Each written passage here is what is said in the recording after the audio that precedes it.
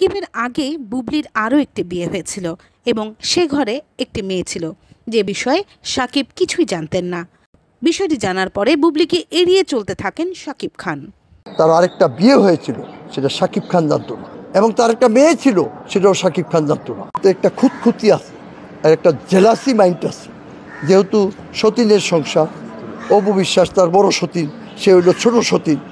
কিন্তু এখন কথা হলো যে প্রথম বিয়ে করেছে সে অপু বিশ্বাসকে।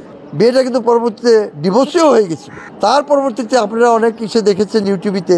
আমি তাকে বলেছি, কেন আমার ছোট ভাই আমাদের সামনে সে নায়ক হয়েছে, কিভাবে হয়েছে আমরা সব দেখেছি। আমি বলেছি তাকে, ছোট ভাই আমি তোমার বড় ভাই, আমি তোমার কাছে অনুরোধ করতেছি, জয়ের দাদা দাদি যখন চায় তুমি আবার অপু বিশ্বাসকে নিয়ে সংসার করো, সংসার পাতো। আল্লাহর কি হুকুম, বিসমিল্লাহ। এক ঈদের আগে তারা আবার বিয়ে করলো। বিয়ে করে সেই ঈদ যাপনের মধ্যে আনন্দ ভর্তি করে তারা থাকতে থাকতো। এর মধ্যেই বুবলির জেলাসি ঢুকে গেল, বিরাট জেলাসি ঢুকে গেল।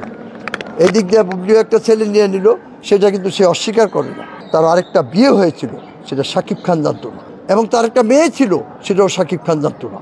সে পরে জেনেছে, পরে জেনেই তো তাকে সে ঘৃণার চোখে দেখে। বুবলি সাকিব খানকে এমনভাবে পেয়ে বসছে, তার তো অনেক ধন সম্পদ আছে, পারলে মানে ওর কাঁধে বন্দুক দিয়া গুল্লি মারতেছে, ওর সাথে যা তা আচরণ করে।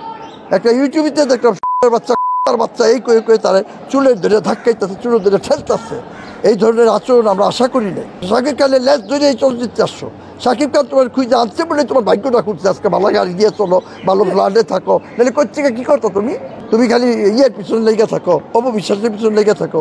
কিন্তু অপুর শ্বশুর শাশুড়ি তো তাকে চায়, জয়কে চায়, তোমাকে চায় না। হ্যাঁ, ছোটো নাতিকে সে ফেলবে না, ছোটো নাতিকে সাকিবও ফেলবে না, ওটা তার রক্ত, তাকে সে রাখবেই, সারা জীবন রাখবে।